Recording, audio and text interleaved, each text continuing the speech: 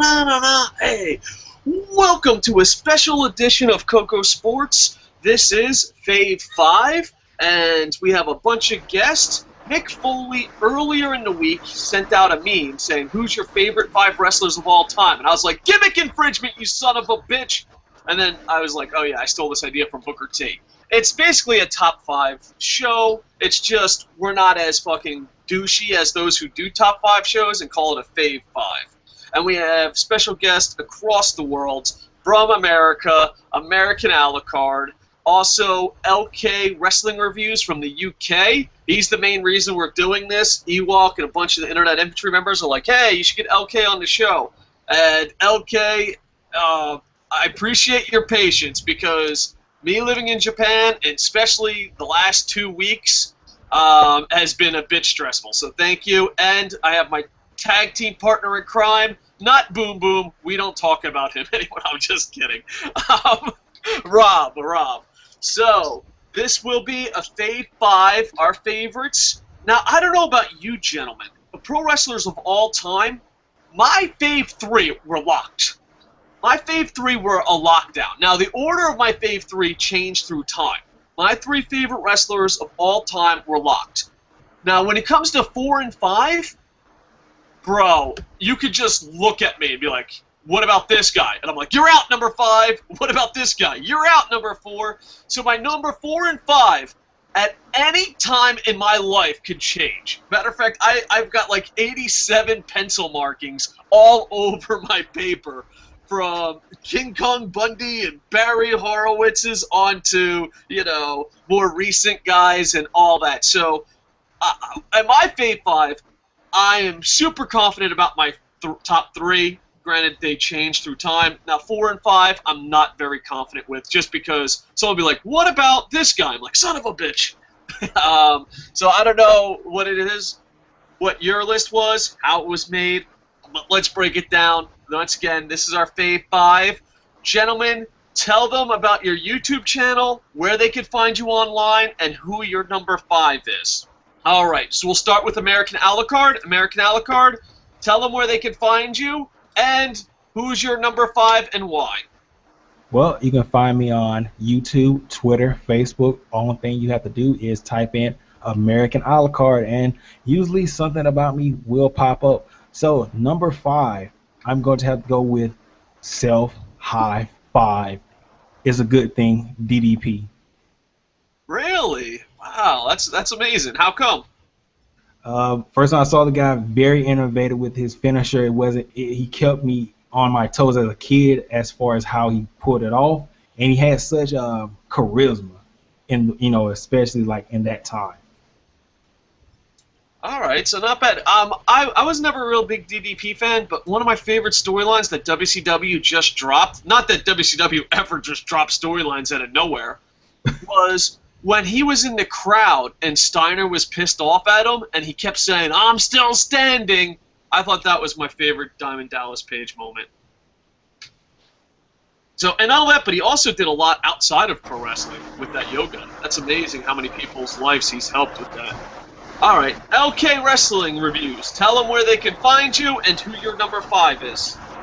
You can find me on YouTube by typing in LK Wrestling Review, same as on Twitter, just type in @LK Wrestling. And my number 5 is Kane. Who's that? Kane. What? What? This is so completely shocking. I had a joke list that had Kane on it. If it was like, people I want to kill, like, Kane would be on top of the list. All right, well, this is a shocker. I debated a joke list where I was gonna just troll Dave on the show, and it was gonna lead up to John Cena as number 1, and I was gonna start with Big Show and Kane as my 5 and 4. Is that where you're going? Are you trolling us? Or are you legit? Kane is your number 5. Right. The reason behind this is not because he has 5-star match after 5-star match. It's because my first ever show I watched was Royal Rumble 2001, and it's got that's kind of like special. Sort of see my first pro wrestling show, and I just always remember it, and all I remember is Kane kicking ass. And Fave 5, I mean, there's so many good pro wrestlers in the world, and I felt like I had to give something back to Kane for kind of, if it wasn't for Kane really, maybe, who knows, I might not be watching it today. So thank you, Kane. All right. Hey, it is your fave. It's not top. It's your favorite. Please, in the comments, write down why Kane is crazy. No, just kidding. But down in the comments, we will be reading them. Put your fave 5 wrestlers. Not the top wrestlers of all time, but your favorite wrestlers of all time. LK, your list better pick up from here, sir. Ewok vouched for you. I'm just busting your balls, but Kane, really? All right.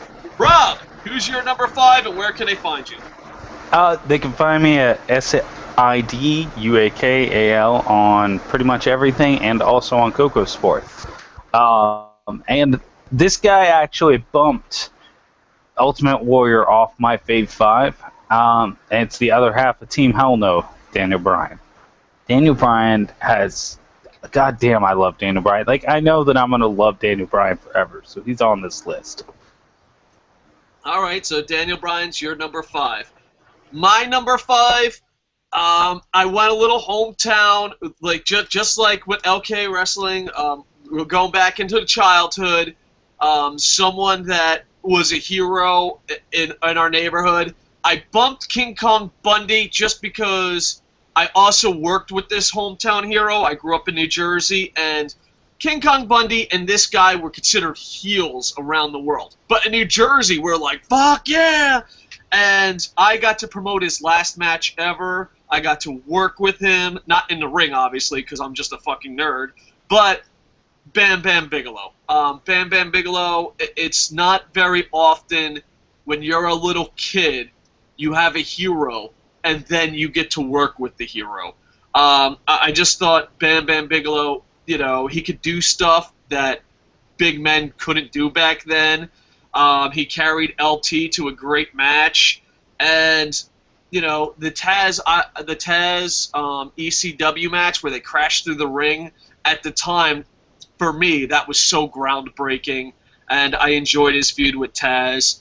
And you know, just giving New Jersey, where I grew up, some love. I couldn't put King Kong Bundy on the list because, you know, I'd probably get booed off the podcast. But I could definitely put Bam Bigelow. And not only that, but he also did a lot of great things in Japan where I live. So my number 5, Bam Bigelow. And he's the only one on the list that I actually got to promote and book.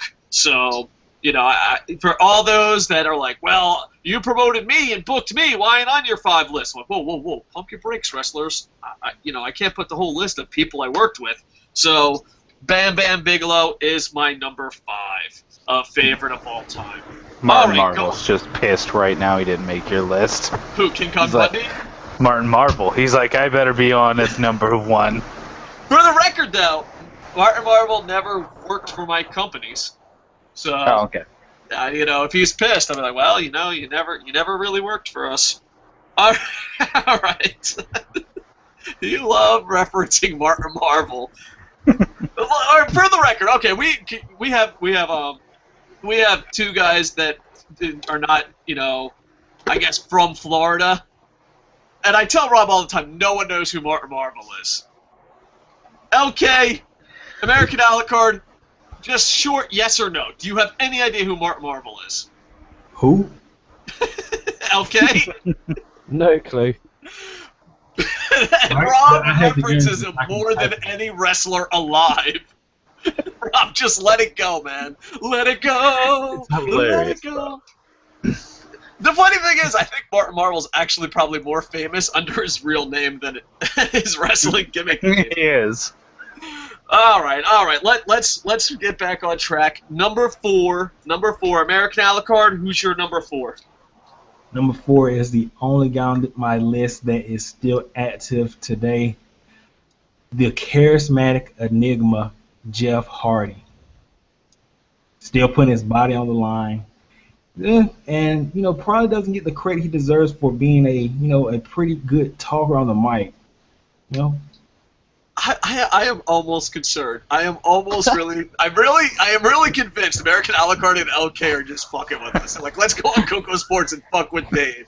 I am a known Hardy-hater, but in my old age, I've gone soft on him. But all right, so yeah, you're brave, American Alucard, bringing a Hardy onto your Fave 5. At least it wasn't Matt Hardy. Just wait. His number one's Bill DeMott. Yeah, his number one's Bill DeMott. Bill DeMott. Well, all right, so yeah, and not only that, but Jeff Hardy does have a really big fan base. You know, I know I'm in the minority on hating him, and I don't hate him as much. Like, the older I get, maybe I'm getting soft in my old age, where I try not to hate as many people, or maybe I just focused all my hate on John Cena. But all right, Jeff Hardy.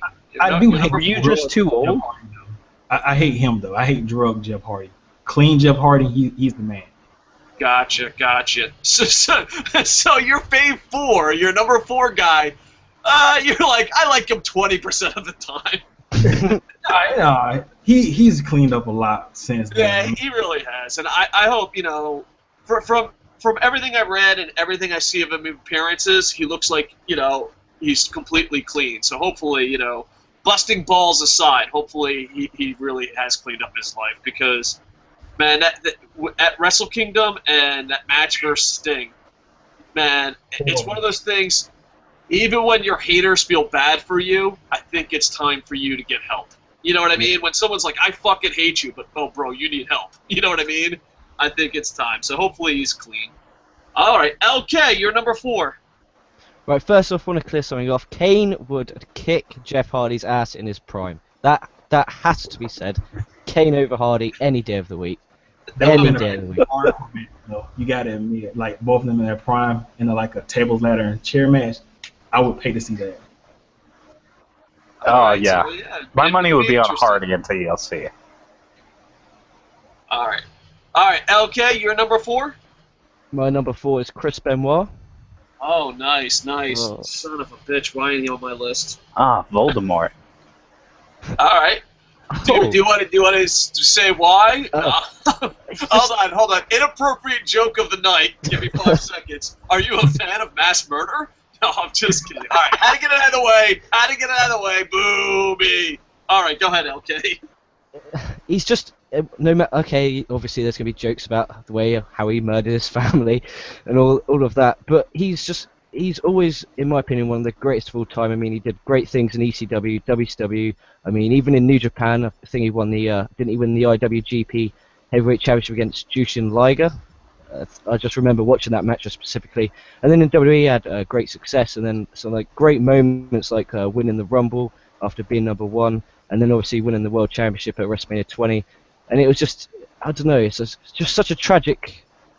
Like, if you just think what he could be now if he didn't do what he did, and I'm pretty sure if he did not do what he did, he probably might be on one of your Fave 5s. No, I think he might be in my Fave 5 anyway. He's not, but I'm saying, like, I would judge him off, you know, his career and not the last few hours of, you know, the last few days of his life.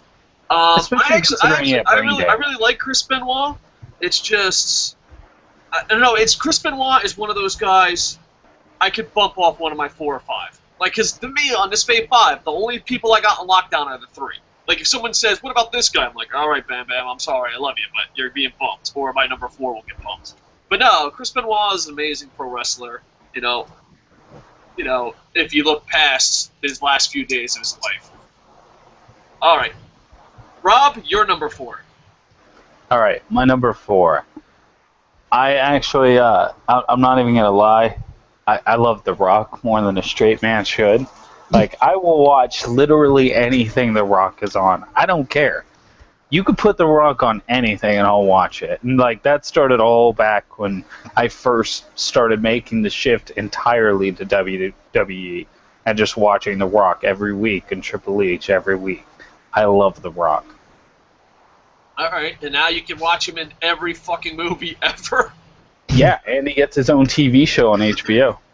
Yeah, and in Japan, you know, The Rock is so famous, so even, like, I never heard of the movies, they're still just, in the renting places, just huge billboards and huge signs of, like, hey, The Rock is in Don't Fuck Goats, Part 7. Like, oh, I didn't even know he started in that. But The Rock, I think The Rock is in every movie ever. Like, even if he's just an extra, he just walks by. But yeah, the Rock is the king of sports entertainment. All right, my number 4 is Rob's number 5. Daniel Bryan. I picked up a magazine, saw him graduating HBK. I think it was PWI, and I saw him graduating HBK's thing in a magazine. I was like, oh, that guy's got a cool mask. I got to watch him. And in my radio days, I got to interview him. And according to him, now maybe, I hate to say this, maybe Daniel Bryan lied to me, but I want to live in a world where Daniel Bryan wouldn't lie to me. According to Daniel Bryan, we were the first radio, legit radio stage show to ever interview him. And I was like, woo!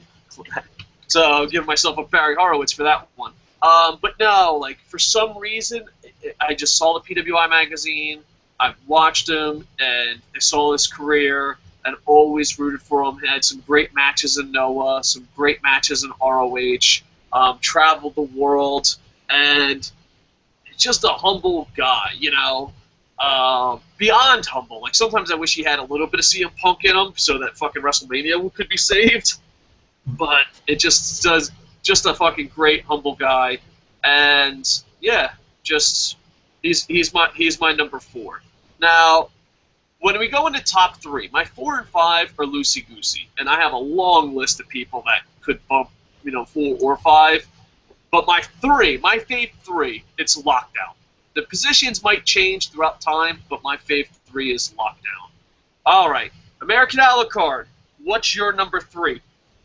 Number 3, the Ayatollah of rock and roller, Chris Jericho. Nice.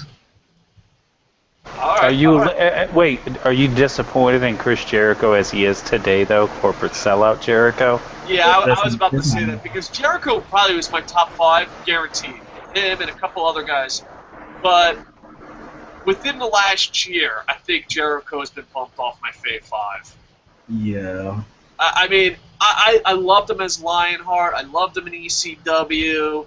I loved him in WCW. I loved him in WWE. I even loved his comebacks.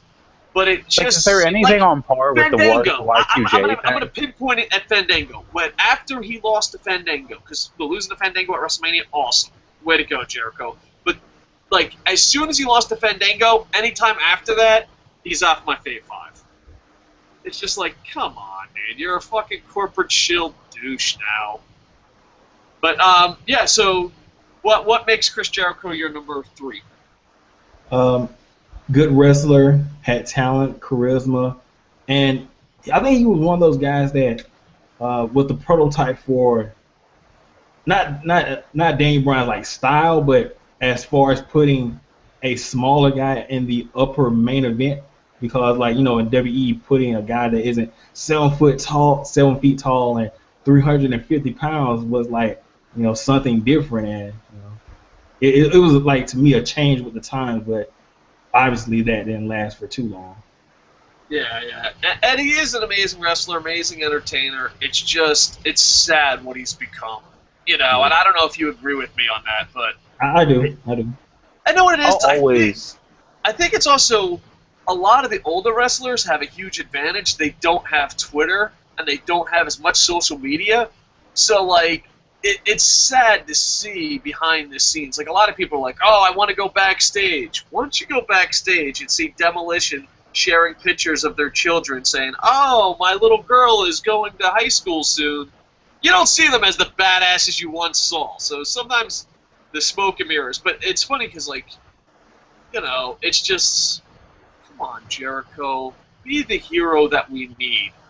Not the fucking shill that bangs your fucking... Oh, so I would love if Jericho was old Jericho, just speaking out and using his status to actually say shit and get shit done. That would be awesome.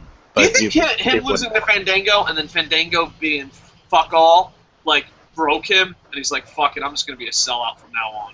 Do you think that had a factor? If that didn't, then I think Bray Wyatt, as much as it sucks, Chris Jericho against Bray Wyatt was nothing. Not even really a blip in terms of Bray Wyatt popularity. Yeah. Jericho, we love you, but bro, come back. Come back to be Y2J. It's unfortunate that he's basically a glorified enhancement talent right now. That part doesn't bother me. Blindly defending the company and saying shit that Lionheart fucking know isn't true. You know, like No. Chris Jericho, the shill, doesn't agree with Chris Jericho Lionheart, and I think that's the part that burns my ass the most. It bothers me that he's glorified enhancement talent because I have to sit there and watch. No offense, man. I'll take Kane over Big Show any day of the week, but I Yes. still get a little upset. But like to watch Big Show wrestle every fucking week while they have a guy like Jericho that they basically just have job whenever he shows up is frustrating to me. Yeah, well, that's just WWE in general forever. All right. So, American Alucard, I agree with you, but, man, the new Jericho, just someone give him a hug. Give him a stick. Jericho should be a commercial where he's like, I love Bill DeMott. I love WWE. And someone just goes, Jericho, you're not you when you don't have a Snickers. And just hand Jericho a Snickers. If anyone sees Chris Jericho touring with Fozzy right now, please hand him a Snickers. All right. LK Wrestling Reviews. I don't know why I did your whole channel. LK, who's your number 3? I got The Undertaker. What the fuck is this? All right, how come? You really love the fucking spooky, spectacular side of wrestling. No. I don't know. It's just like the gimmick. I'm not a fan of. I absolutely cannot stand gimmicks like that. But he's so talented that he pulls the gimmick off. I mean, even back in the early '90s, who would have thought 20 plus years later the gimmick is still working? They're still being creative with it. I'm gonna be honest. He's obviously not one of the greatest in-ring workers, but yeah, he's had a good match with Batista, and not many people can say that. Yeah, he's basically carried several WrestleManias on his back, like Mania 25, for instance, against Shawn Michaels. Definitely Mania 27 against Triple H. So you can't say that he hasn't worked hard. In my opinion, I would have not wanted him to come back and face Bray Wyatt because I think the match will be poor. Plus, at the same time, if there's obviously going to be, like you said, the spooky bullshit, all that lot, then during the day, the pay-per-view, isn't it, during the day? So that they're either going to have to put Undertaker versus Bray Wyatt on at the end, or there's going to be no point in the match at all, and he's just going to be a beaten down old man, and it's just going to be poor to watch. But I don't know, I think he's one of the all-time greats. He doesn't get the accolade he deserves. He should be in with your Fave 5s just for respect alone. There we are. There's enough fast kissing for 5 minutes. All right, we're going to let Undertaker slide, but we're still busting your balls about Kane. All right, your number 3, Rob? My number 3 is the man who took his inability to sell and turned it into a gimmick. The no-sell genius, Sting. I fucking... Really? You've Yes, been like- shitting on Sting. Like, in the beginning of the show, you're like, Sting fucking sucks. And then you're like... Because Sting's I'm not excited for WrestleMania, like, at all for that Sting match, because I just don't think Sting is going to be very entertaining in that match. Like, he has not been aging very well in terms of in-ring ability.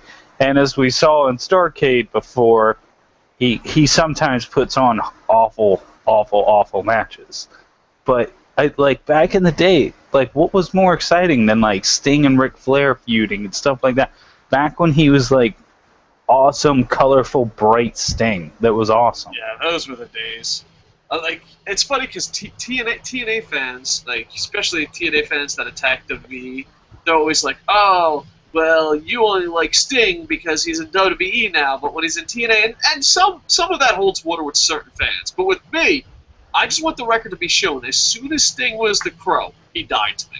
Like, I had no interest in it. Like, when he was blonde hair, Clash of the Champions 1 versus Ric Flair, oh, I was a little stinger. But as soon as he came back and he's like, I'm the Crow, I was even a kid, and I was like, this is fucking stupid.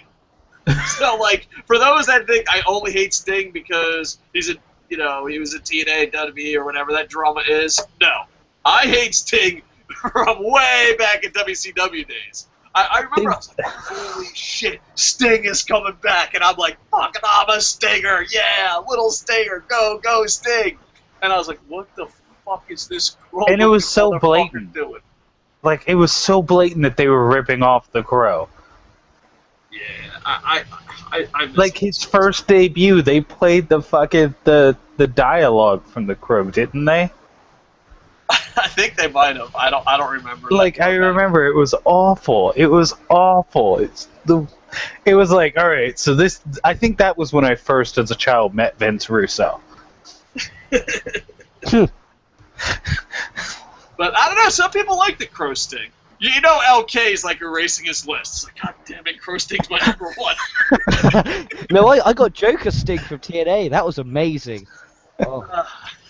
I don't know. That's the thing with a British accent. You're like, I don't know if he's serious. Because like I have a lot of friends from I have a lot of friends from the UK in Tokyo, and they tell jokes the same way they're serious. So like you wait a couple seconds, like if someone from the UK will say something, and you're like, fuck, is he joking?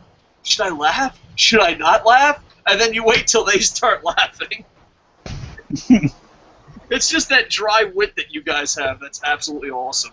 And of course, I just stereotype Big Show's the whole is number country. one. What's that? He was kidding. Big Show's is number one. Stop giving out spoilers. Stop it. All right, my number three. Like I said, my three are on lockdown. He'll always make the list. 4 and 5 are loosey goosey.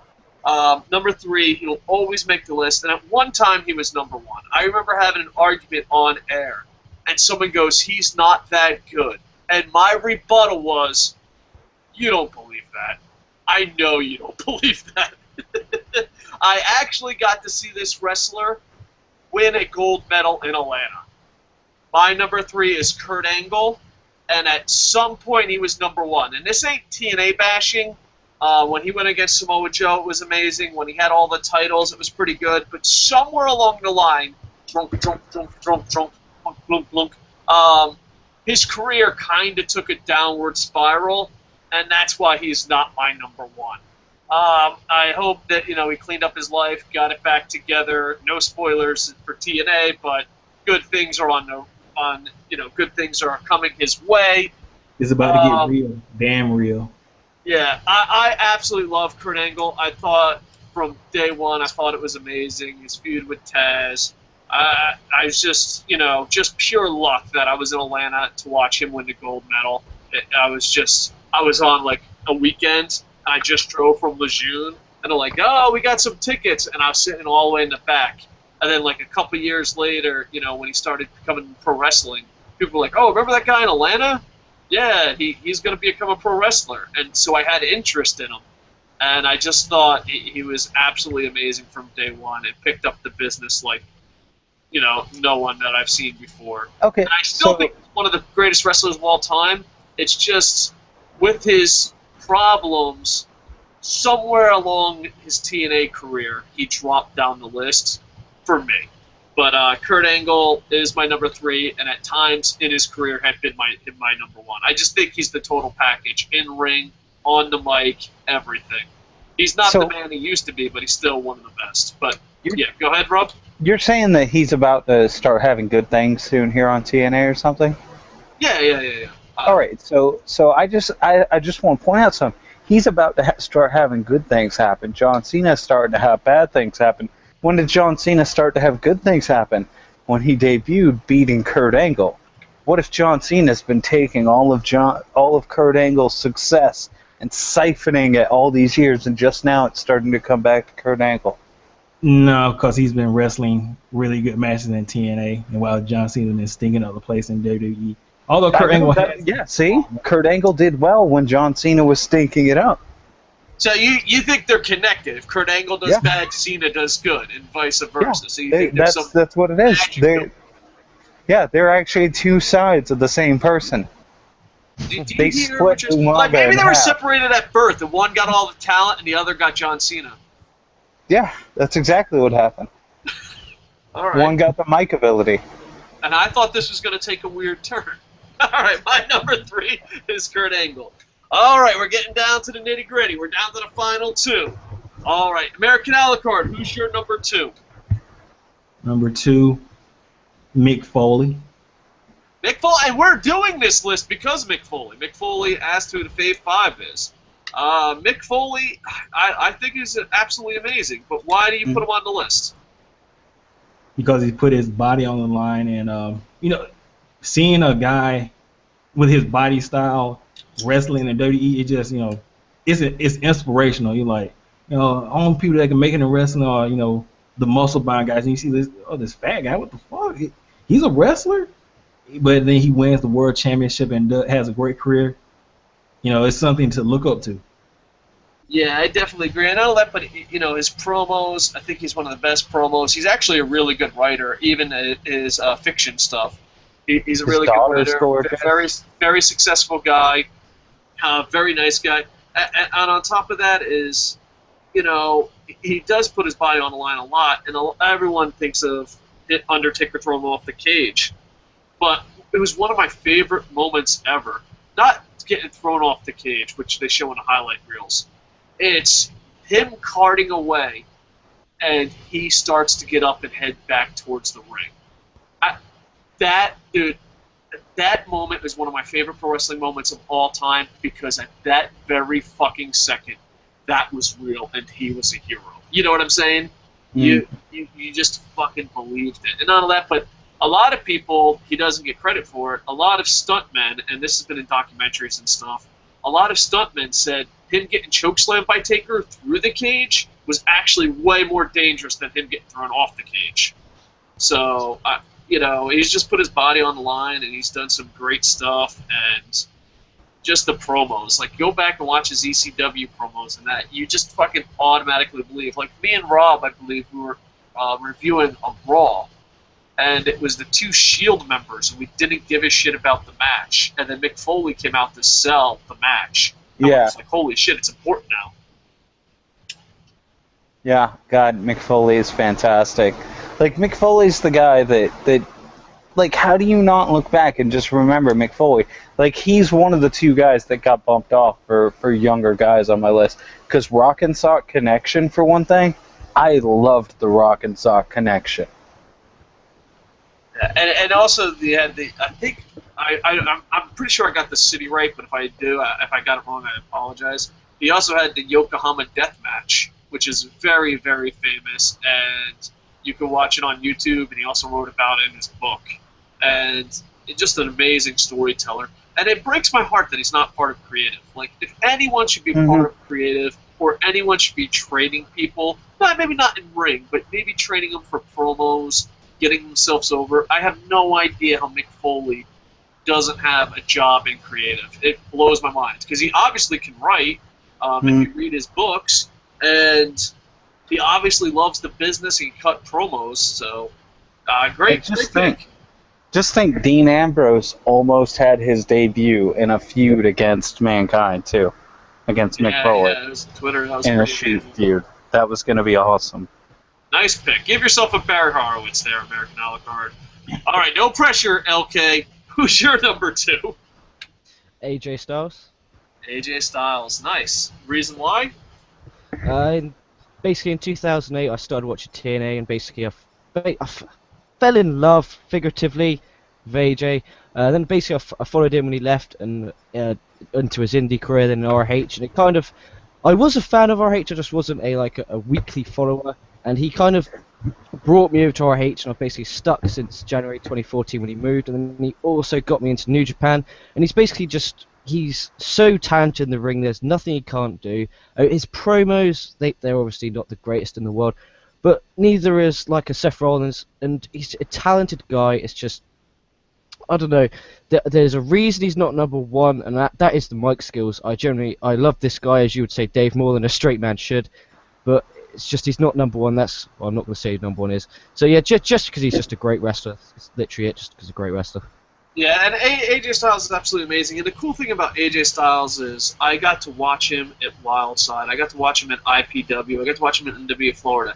I got to watch him wrestle in front of 10 people. And there was something cool about seeing that guy bust his ass in front of 10 people. Great guy, by the way. I told this story recently, but I'll tell it again. He wrestled in front of 10 people because it was a hurricane in Florida, and the attendance was really bad. And everyone mailed it in just because, how bad the attendance was and the bad weather. And AJ went out there and had a 5-star match. And I interviewed him, like, dude, everyone mailed it in.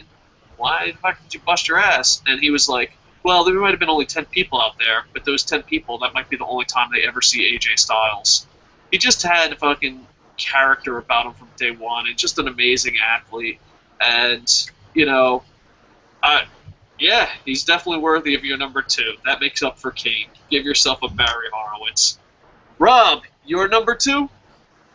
My number 2, actually, it's not too far off from LK's story of why his number 2 is there, and that's because when I first came back and started watching wrestling this year, I'd asked Dave. I was like, "Hey, who are some guys I can look at to try and see like what the Japanese style of wrestling is like?" And he gave me 2 guys like right out of the gate to go look at, and they were Uhaa Nation, because I wanted to see big guys who could actually wrestle, and he also gave me Ricochet. And I have been a huge fan of Ricochet since that point, and he's even more amazing now as Prince Puma, and I just think he is going to be a superstar in the future. Like, the guy's in-ring ability is through the roof. He's super athletic and talented. Ricochet is awesome. Yeah. Him and Uhaa Nation's best friends. My number 2 is just growing up. He was a hero of mine, and it's funny because like I didn't have many male role models, and I grew up kind of poor. You know, when you say you grew up poor, there's always someone on YouTube being like, "Have you ever had to eat your fucking toes for fucking Christmas?" Like, no, I never had to. But I grew up kind of poor, but I was close to Atlantic City, and you could see rich people. And I just remembered I wanted to be rich. And the guy that I looked up to was Ric Flair. Ric Flair, and his whole career has absolutely been amazing. Promos, matches, it's just, to me, he's the definition of a wrestler. And I remember I didn't know anything about fashion. I still don't. And when I was in 20s, I was like in charge of a couple really successful companies. And they're like, you can't wear sweatpants, you can't dress like Mick Foley and fucking run a company. And I was young and stupid and fucking fell for that. Nowadays, I'm like, fuck you, I ain't wearing no goddamn suit. But we went to Honolulu, and Honolulu has like all the name brands and stuff. It's really expensive.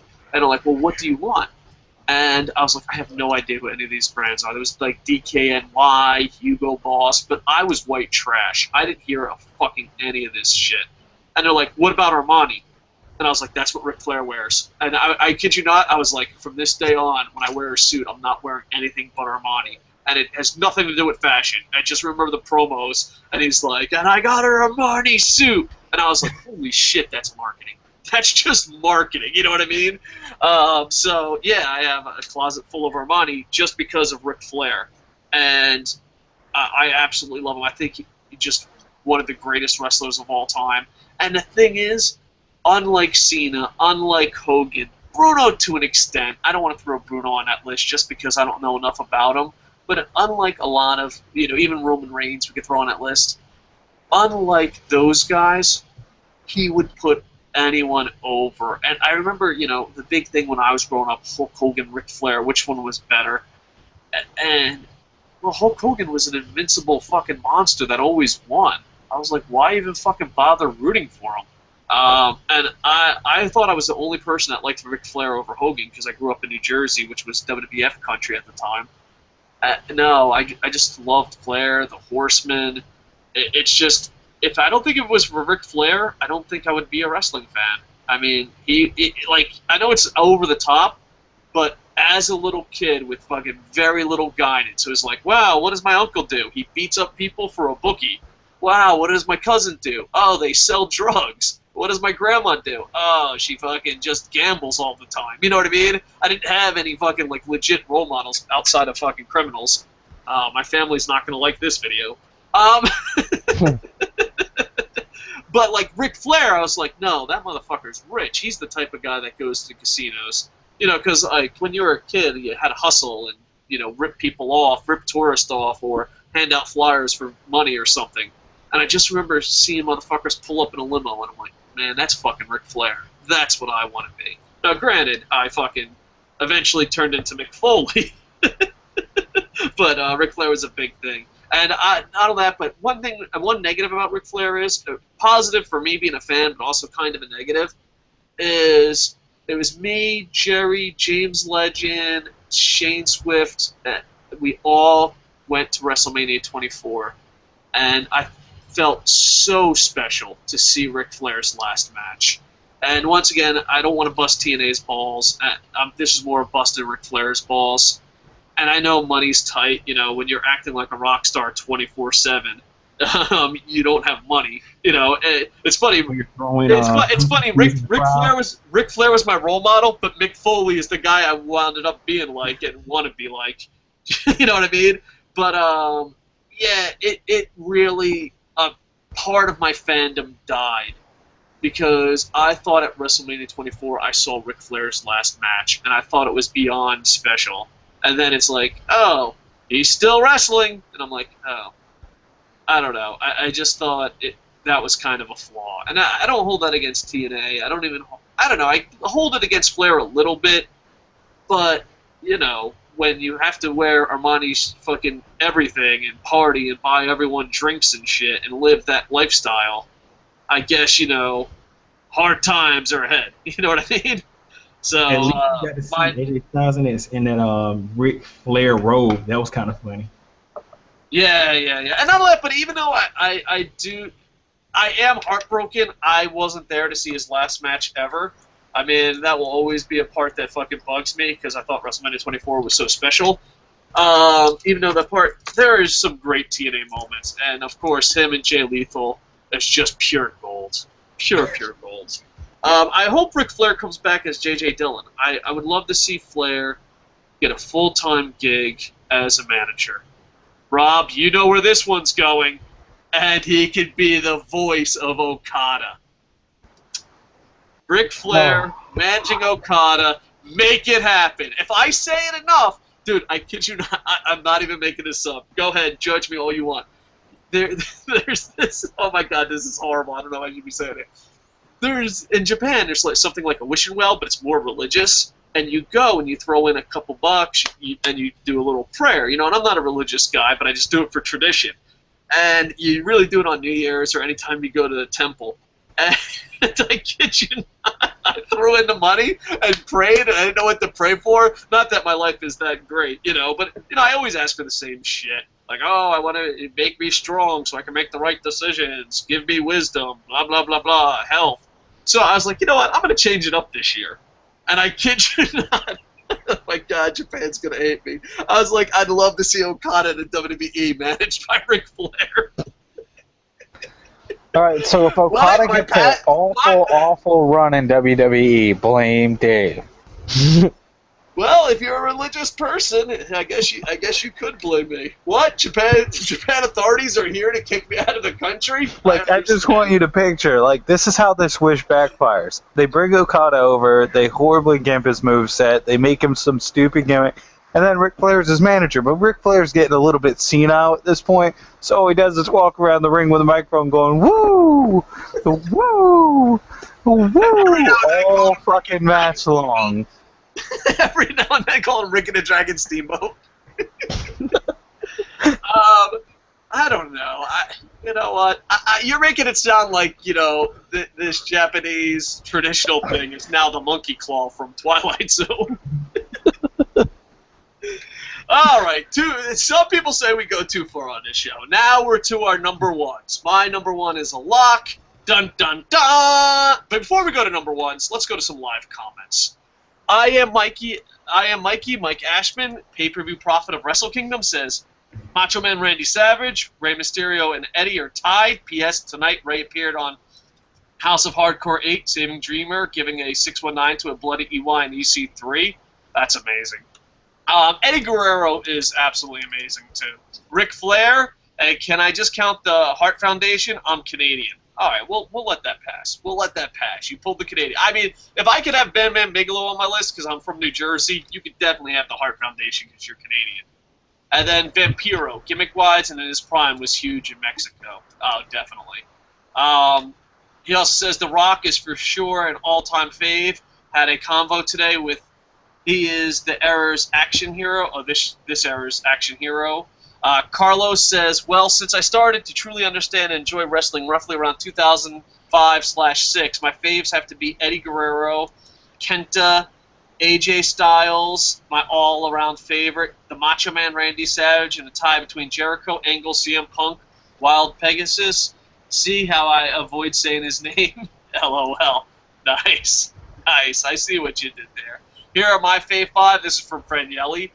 Frenielli, how much do you love? How much do you love that Rob is on more podcasts?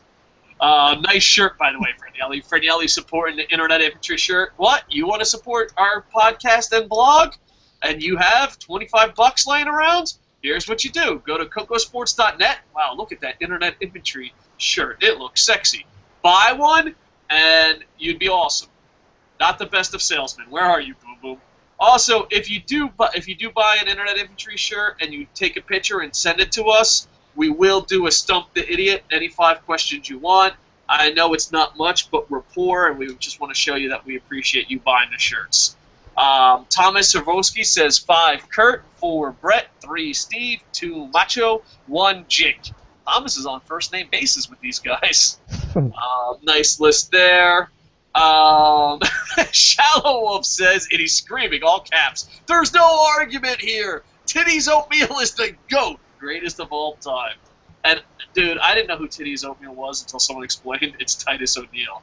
And I do love me some Titus O'Neil, but Titties Oatmeal has to be the greatest fucking nickname ever. Fred Yelly says, point taken. One just can't argue with the facts. LOL. American Alucard put up a link of Last Scorpion Deathlock. I don't want to click on that. Leave the memories alone. It's pretty heartbreaking. It's pretty heartbreaking. That is the ugliest Deathlock I've ever seen. It looks like his back seized up. Like he went down for the Deathlock and herniated a disc. American Alucard, can't you just leave the memories alone? This is what people are going to be paying to look at WrestleMania. Deal with it. I'm lowering Sting down to number 4.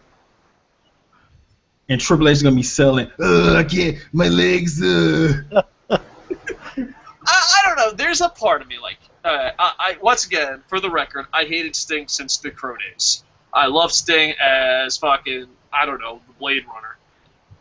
But hear me out on this one, okay?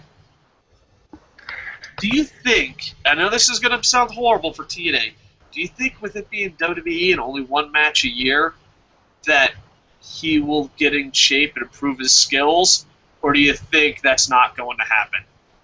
I think it's a legitimate gamble. Like, Sting's match is going to entirely come down to whether or not he seriously tried to get in shape to put on a great match, or he Starcaded us. It's possible. American Alucard, what do you think? Sting gets in shape for his WWE WrestleMania matches, or you think, no, we're going to get Sting in that Deathlock photo?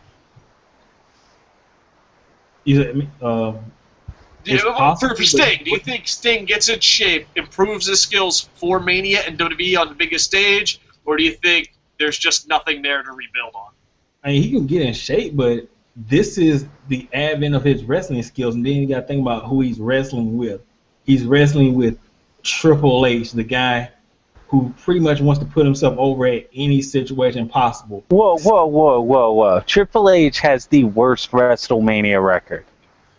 Yeah, in Triple H's defense, Triple H loves to be invincible the whole year and then put over a face at Mania. That seems to be the formula for Triple H. Like he's been ass kicked by Sting for like most of these segments, so he's gonna have to get something over on Sting, especially at WrestleMania. He's gonna do something where he no sells a Scorpion Death Drop or just breaks out the leg lock. He's gonna do something that's gonna just like it's gonna be his Ultimate Warrior moment. I can kind of feel that. And plus, Triple H is not the best in-ring worker, and Sting in his older age, it doesn't have the markings of a good WrestleMania match. All right, okay. Just for early Sting prediction, do you think Sting gets in shape and has a good match at Mania, or do you think it's I don't know. Well, it's not going to take a lot to beat that Scorpion Death Drop, that's to be sure. Yeah, so I guess that's an improvement. You know, you can be the new positive guy on the show, LK. Thanks. You're like, it's not going to be that bad. He's in front of 70,000, 80,000, however many that's going to be. That's got to be some adrenaline rush instead of his little 200 in the impact zone. So I guess you've got to take that into consideration. I don't know. People have failed on big stages before, but Like, we'll see. I just hope that he's looking at it as... Well, I don't know. It's the Orlando studios. I don't know how many people that hold, but I know it's more than 200. I think, because I used to go there a lot, if I had to give an honest assessment of how many people it can hold, I think it's somewhere between 800 and 1,200. Maybe. I don't know. Because they jam those fuckers in there. It's really small, but they're really jamming people in there. I don't know. I've been there live. I'm just really bad at counting an audience. But if I had to guess, under 2,000. It was enough that it could overwhelm Dave, and at that point he stopped counting. Yeah. No, because I'm always bad at crowd. That's why, like, even on my own shows, I would always go to the ticket booth and be like, how many tickets do we sell? You know, because, like we ran at Bourbon Street, which is a small bar, and we drawed 300, and it was, like, the most packed you've ever fucking seen. And then we'd go to the Dallas Bowl, and it's a giant fucking just music-type bar. You know what I mean? It's, like, really big. And we drew 600, and it looked like no one was there. So I'm really bad at judging crowds. It's really difficult. And, like, even if you look on the film, like, you go and, you know, you watch ACW at Bourbon Street, and you're like, this motherfucker's packing the house. Yeah, well, the house is 3 foot by 3 foot. And then you go watch at the Dallas Bull, and you're like, there's no one there. I'm like, yeah, because the fucking building's humongo. That's why if you're a small independent, get the building you can fill. Because 600 people in a giant fucking building looks horrible compared to 300 in a small building. People. That's how much it holds. Like, where they go to, it holds, 1,500. No, 1,400. Yeah, 1,400 for Soundstage 21, but where they're going is going to be Soundstage 20, which holds 1,100 people. Yeah, that sounds about right. Yeah. You think I would know this shit, considering how often I was there. Franielli says, take out Chris and put Foley for my number 5. I love Foley. I love Foley, too. All right, let me refresh these comments. Keep them coming. We're a show that likes to do comments. Boom, boom, boom, boom, boom, boom, boom, boom, boom, boom. 7 thumbs up, 0 thumbs down. Every time I say that, I jinx it, but hopefully it keeps it up. Javier Olmos, my fave 5. Kyle O'Reilly, Ricochet, Chris Benoit, Kenta, Kurt Angle. That's a nice list. Give yourself a Barry Horowitz. Joshua Green. Also, Joshua Green will be joining Coco Sports staff eventually. We have to have a meeting. Joshua Green, I love you. It's just ask Rob. My life, the last 2 weeks have been really hectic, so I'm hoping that I can get back to you. So no disrespect to anyone that I'm way behind on. You can even ask LK how crazy my life has been. LK has been like, I think LK was 3 years old when he came to me, and he's like, can we do a Fave 5 together? And I'm like, that sounds awesome when my schedule slows down. And now LK's retiring. He's like, Social Security just kicked in. But here, Joshua Green's, he's putting his whole family on. He's got his wife's top 5. Triple H, Mark Henry, Mick Foley, Daniel Bryan, Stone Cold. She sounds like a keeper. And then his top 5, Bam Bam. Hell yeah! High fives for everybody, baby. I'm not the only one putting Bam Bam on the list. Oh, if that's Gordy, I'm going to be so heartbroken.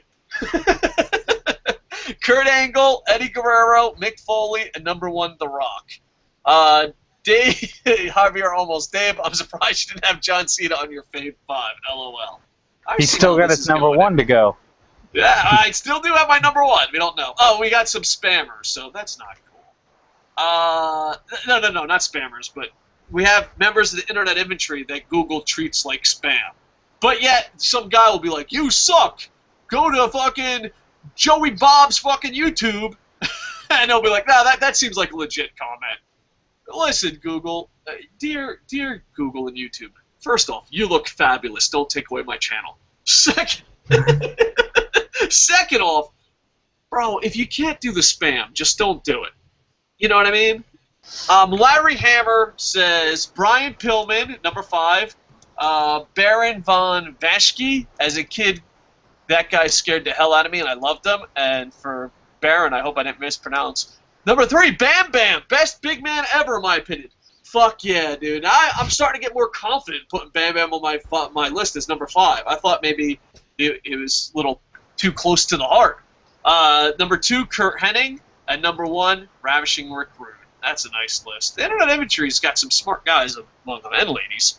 I Am Mikey says, Mick Foley, great choice.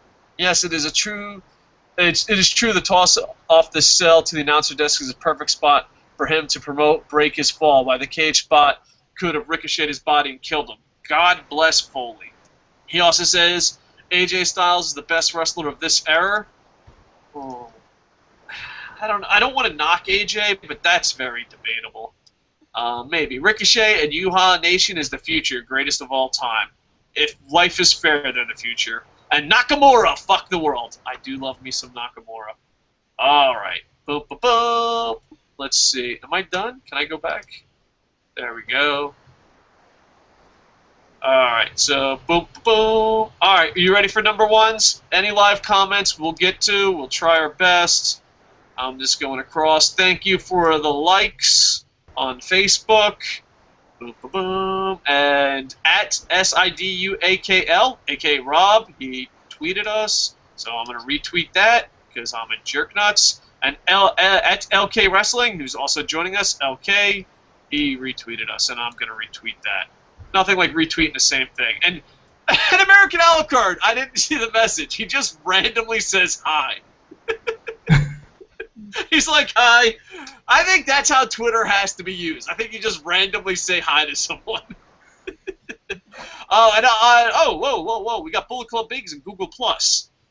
His top 5, he's got Kobashi, Stone Cold, Guerrero, Jericho, The Rock. Not a bad 5. Not a bad 5 at all. Now, our number 1s, where I think going up to number 1, you don't get heel heat, because I think a lot of people are like, oh, he's not on the list. Oh, he'll be his number 1. And I think once you say you're number 1, that's when the YouTube and Internet Infantry turn on you. So no pressure, guys.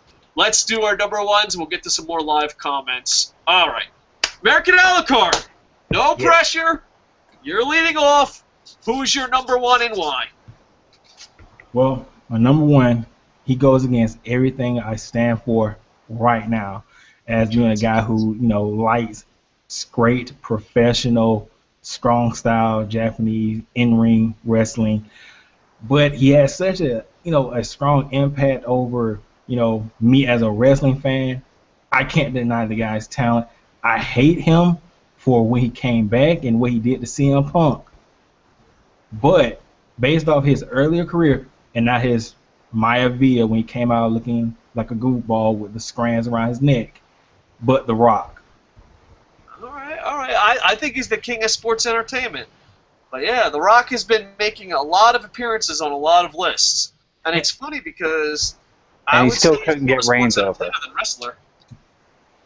And like on my list, if you notice, I didn't put some guys like the Daniel Bryans or like the AJ Styles or all the other people, because I don't want to put them on there yet because they still have decently lengthy careers, and most of the guys I put on here, they're already gone or retired or they don't wrestle anymore too often.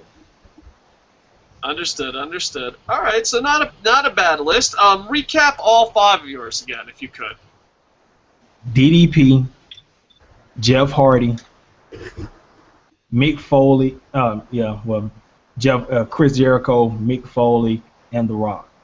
All right, so not a bad list at all. All right, LK, you're number 1 guy. Kurt Angle. Kurt Angle? Yep. Yeah, he's pretty freaking awesome. Why Kurt Angle? And then if you could, recap your 5. Just how he adapted from the Olympics to WWE in such a short space of time is just generally incredible. And then Benoit is number 5. That's the style of wrestling that I just love watching. They just bust their ass. They don't stop. Every second that they're in the ring, they're busting their ass, working hard, and it's just what I love. And he shat on ECW, and I hate hardcore and deathmatch wrestling with a passion. So that's an added bonus point, which probably bumped Angle up a bit up there. Well, I can hear my big Japan heart just crying. All right. Yeah, but the thing is, in Kurt Angle's defense, you put him over like $1 million. His match with Shane McMahon is one of my favorite matches of all time. So even your beloved Kurt Angle is awesome at hardcore too. But it's not wrestling.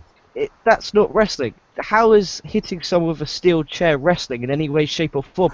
I could pick up a chair right now. I could go downstairs. I could whack my mum. Then I could go, "Oh, I'm hardcore. EC dub. EC dub." What? Oh. First off, breaking my heart here. I love ECW. All right. You're gonna really hate who my number one is. Oh man, he just. LK. Recap your Fave 5, please. The legendary Kane, Chris Benoit, Undertaker, AJ Styles, then Kurt Angle. All right. You're in my humble opinion, your top 2 can beat the fuck out of your bottom 3, or your Fave. All right. Thank you, LK. Rob, you got some heel heat here. Who's your number 1? All right, well, he may have just shit on the style that this man is most well known for, but my number 1 is actually Sabu. Oh, fucking hell. Oh shit, it's going down! It's going down! Technical wrestler versus Sabu fan! It's going down!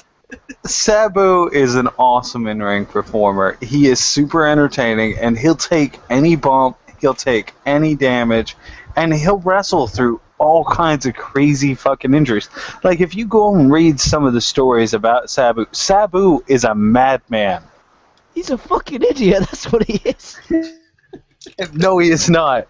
Oh, sure, Mick Foley does it. He's a hero. Sabu does it. He's an idiot. Upsetting some racism. I kept quiet during the Mick Foley conversation, thank you very much. Oh, no, I understand. You're just racist. It's going down. Technical wrestling fan versus Sabu wrestling fan. Only on Coco Sports. It's going. All right, gentlemen. We'll save the bickering for later. My favorite thing about Sabu, just because I love all forms of wrestling, as long as the guys are busting their ass. My favorite thing about Sabu is just the lights going out. Even to this day, when I watch wrestling and the lights go out, I'm like, hee, Sabu. Like, even to this day, I don't know, maybe it's become such an ECW mark. Like, it's even, like, at surprise parties. Like, we went to a surprise party for iJapan. He's one of my neighbors / Coco Sports Internet Infantry member. And they turned off the lights, and it was like, he walked in and said, surprise. And first off, iJapan is the type of guy, he's a tattooed gentleman, so he's not exactly the type of guy you want to surprise. And we turned off the lights, and we turned it on, and I just was standing on his dining room table, posing like Sabu. And he's like, and, he's a very, very tough guy. Don't let iJapan fool you with his broken English. He'll fucking break your fucking arm. And I just remember him walking in, looking at me, and like, if you weren't posing as Sabu, I'd fucking kill you. And I was like, thank you, Sabu, for saving my life. But, yeah, I love Sabu. But here's the thing. If we're going to pick on Jericho for not being the man that he once was, I mean, have you seen Sabu recently? He's not the man he once was. Well, no, he's not. But I think that we can't really judge them on where they are now. Like, you have to look at the whole career. Yeah, it is of all time. That is true. Because haven't we just been bashing Sting for what he's like now? Hold on, wait a second. As a guy who loves Benoit, how can you not at least respect Sabu a little bit? Okay, I mean, come on. Fucking Benoit broke his neck in a match. Because Sabu didn't know what he's doing because he's a fucking idiot. Or no.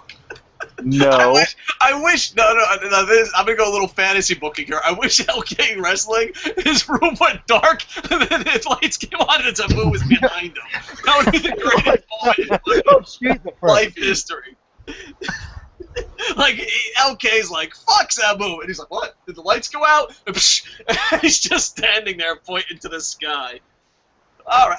How about this? Because I love ECW way too much.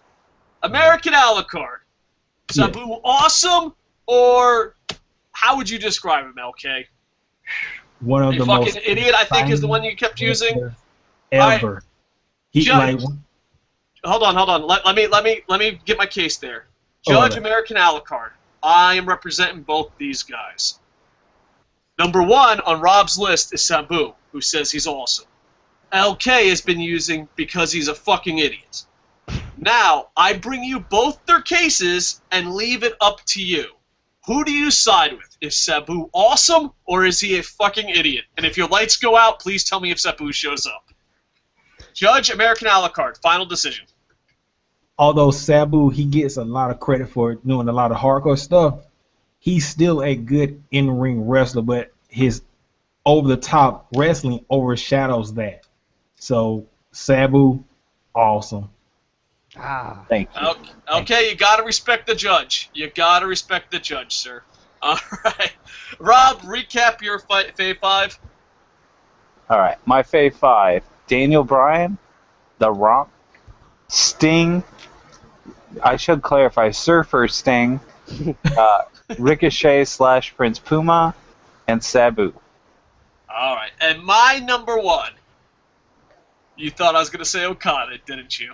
You all thought it. Be deep down inside, you all thought I was going to say Okada. Well, you would be wrong. My number 1 by far is the Great Muta. I saw him in FCW as the White Ninja. I seen him as... I just remember... I live in Japan now, but even as a little boy, I saw the Great Muta, and I was like, holy shit, if the wrestlers can do what he does in Japan, it must be awesome. Because nowadays, you can YouTube shit like crazy and pirate shit. Dude, we had to read magazines and watch television shows 3 o'clock in the morning and trade tapes. So my first experience with Japanese pro wrestling, was the Great Muta. And if you go back and watch his FCW days, or you go back and watch his WCW days, he was doing X Division stuff before we even knew what the fuck that was. At least me as a kid, you know. And not only that, but I've always loved the Great Muta. He's my favorite guy of all time. And not only that, but unlike Sting, maybe a little bit Sabu, but I don't want to throw over the bus. Chris Jericho. Unlike those guys, Muta has recreated himself over and over and over again. And every time he's recreated himself, I still loved him and root for him. You know, it's weird because, like, I usually hate promoters that have championships that are old. But when Muta won Wrestle 1, I was like, oh, that's expected. That's okay. He's Muta. I don't know what people think of Wrestle 1, but I can only tell you with people I hang out with here, pro wrestling fans that I hang out with here, and in Japan, pro wrestling bars I hang out with. Wrestle 1 is only known as, oh, we go see Great Muta and friends. Like, no one really knows the Wrestle 1 roster. I mean, there's some super fans that do, but most people are like, oh no, that's Great Muta. That's Great Muta. I remember iJapan was completely fucking pissed. iJapan, I gotta send him this. I fucking referenced him like 7 times in this fucking show. iJapan was pissed because he bought Wrestle 1 tickets and Muta didn't fucking wrestle. And he's like, what the fuck is the point of that? He's like, what the fuck is this shit? He was pissed. Did they then, just because of seeing iJapan, be like, hold on, we'll talk to him. Let's go see if we can get him to wrestle. We'll bring him to your house. We're sorry. that would be amazing, but no. But yeah, it's just, he recreated himself so many times, and it's just always been a complete fan favorite of mine. So again, my Fave 5, my top 3, my Fave 3 are lockdowns, but my 4 and 5 guy can switch out a lot. 5, Bam Bigelow, New Jersey. I grew up, he was a hero of mine, also got to work with him as a promoter and booker. Number 4, Daniel Bryan. And that, like I said, 4 and 5, I could switch around a lot, but the top 3 are locks, and that is Kurt Angle, Ric Flair, and the Great Muta. Now, wait a second. Did the guy who has Kane on his list tell me Sabu can't wrestle? Hey, shit. This ain't gonna end. We might have to have you guys on just to debate. My prayer ends at 6:10 in the morning and I haven't slept yet.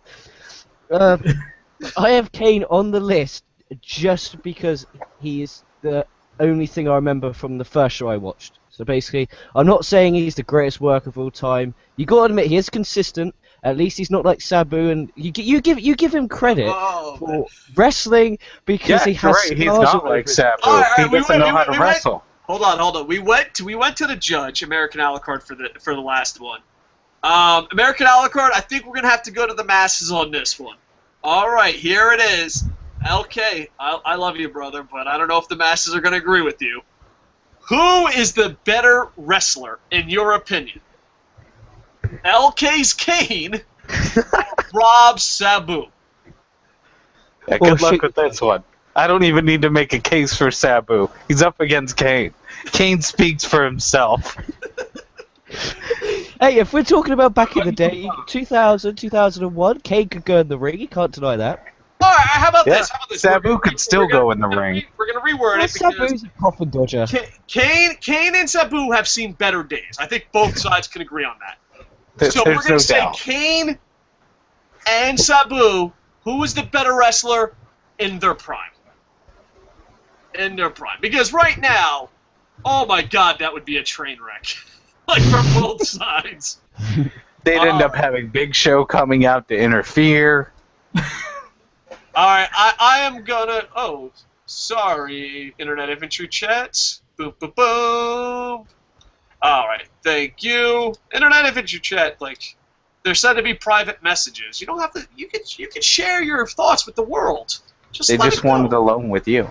I know. Well, that and it's also off topic. They're like, "Did you see this?" I'm like, "Oh, they're not listening to our podcast." All right. Boom, boom, boom, boom. They only listen to Monday Night Raw podcasts. Yeah. Monday Night Raw and the pay-per-views get the best views. It breaks my heart. All right. Boom, boom, boom. All right, we are on. Let me refresh this. We have 11 thumbs up, 0 thumbs down. Everyone feel good. Yeah. Woohoo! Thank you, gentlemen. All right, here we go. Let's see where we can start off. Let's see. All right, we're right here. We're going to start with Carlos. If I missed any of your stuff, why is Franielli not part of the live show? Question mark. And Franielli responds, I feel flattered. Carlos, thanks. Yeah, we have no problem. Actually, the Fave 5, the way we're setting this up, you know, LK, he's done YouTube. American Alucard's done YouTube. Rob has worked with us, so it's kind of like this is a Fave 5 of our hometown heroes. You know what I'm saying? Like, oh, okay, they're all part of the Coco team one way or the other. But what I want to do in the Fave 5 in the future is have members of the Internet Infantry and other YouTubers. So if you like, because we get too many emails and we really appreciate it, and I try to ignore them because it usually just goes down a bad path. But if you have interest, if you're a YouTuber or big thing, you have to be over 18 just because, you know, we don't want some 16-year-old saying, you took advantage of me and you made $1 billion off my Fave 5 video. Because, like, if you're over 18 and LK's like, you made $1 billion off Fave 5, I can just be like, okay, go fuck yourself. You're over 18. No one's making money off Fave 5 videos. But usually the younger the person, they don't understand that. So if you're over 18 and you want to try podcasting and you're in the Internet Infantry or you're a YouTuber, Fave 5 will be like, all right, come on board. You can do it. So that's what we're doing. So yeah, Franielli, maybe you could join us for the next Fave 5. I wonder if Franielli in person will love you as much as he loves you in the comments, Rob. You might find he'll turn you on. No, I'm gonna crush his dreams. It's gonna be like, it's not the same anymore. Josh, you never meet your heroes. Don't follow your heroes on Twitter. Dude, how douchey is this? We're gonna sound like your friend Yelly's hero. I believe that I'm Franielli's spirit animal. Alright, Franielli, is Rob your spirit animal? We're asking a lot of questions to the Internet Infantry tonight. Joshua Green says Sting wants Taker next year, so get in shape for help his cause. Alright, that's good. Good, maybe Carlos we says, can hey, have Dave. Sabu against Kane undercard. Hey, Dave, are you going to do individual New Japan Cup reviews? All of the days packed into one, regular do a super mega review. Ha ha ha ha ha. Carlos, real life has been very stressful on me during this Japan Cup, so I will probably do a review of just the tournament and any major matches that happened, and it will be just one mega super review. And it's not because, for the record, it's not because I don't love New Japan. You could ask Rob and American Alucard how much I love them, even off air. Even LK, who doesn't really know me off air, probably knows how much I love New Japan. And if I could, I would love to be the spokesman of New Japan World. Just like, granted they don't need me as a spokesman, but like if I had my dream sponsor, like, hey, you got a sponsor, New Japan World would be my dream sponsor. So it's not a disrespect for New Japan. Trust me, I love it. It's more of a real life is getting in the way, and yeah. So there you go. Insert Dylan joke. All right, no problem. We'll do that. OMT says Hulk Hogan or NWO, but I was only 10. CM Punk, Rey Mysterio Jr., Sean O'Hara, cool look and moveset. Sean O'Hara, they were doing a Boondock Saints gimmick with him, and I thought it was absolutely amazing, but WWE just dropped it. I wish they didn't drop it because I think Sean O'Hara has the look, he has the bloodline. I think just Sean O'Hara is amazing, and those vignettes were absolutely awesome. Granted, I love Boondock Saints a lot, but I think he could have been a star, high mid-carder, low main eventer, without a doubt. And now who knows? Maybe the Boondock Saints have a really big cult following in the movie world. That might have took off. There's no room at the top of the car with John Cena and Kane. Yeah, and Brock Lesnar and Kurt Angle. Okay, Rob, do I have to turn this podcast around? The judge is getting pissed. American Alucard, can you control them in the back? All right, Fred Yelly says, loving the fact that Rob is getting involved more often. Oh, look at that. Whoa! In addition, your guest hosts are very entertaining. Keep it up, guys. Thank you, Fred Yelly. Javier Almos says, Okada, Rollins, Ricochet, Neville, and Ambrose are the future. Yeah, that's safe to say, if everything goes right. The guy... All right, this is Larry Hammer. Larry Hammer's bringing the hammer down. The guy that just said Sabu just got over with me. Sabu was amazing, and that would be wrong. He did. Yes. ECW crowd loved him like a god.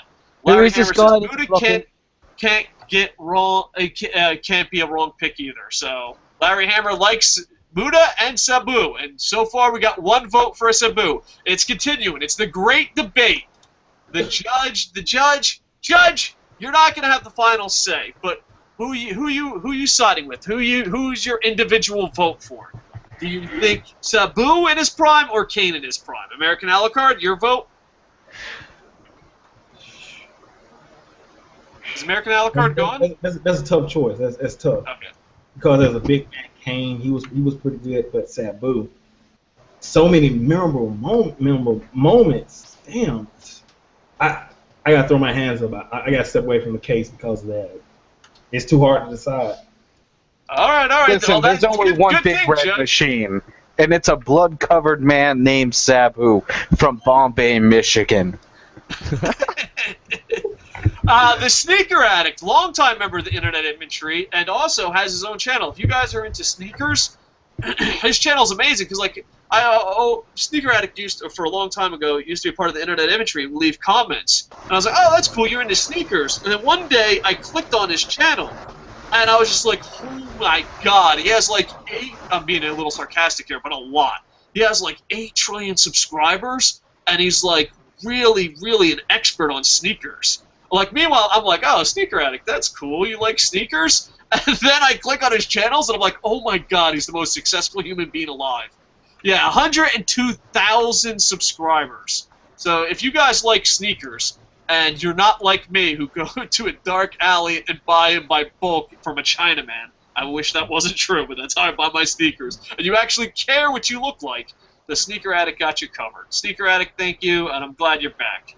Javier Olmos. I always love that Zack Sabre Jr. He is amazing.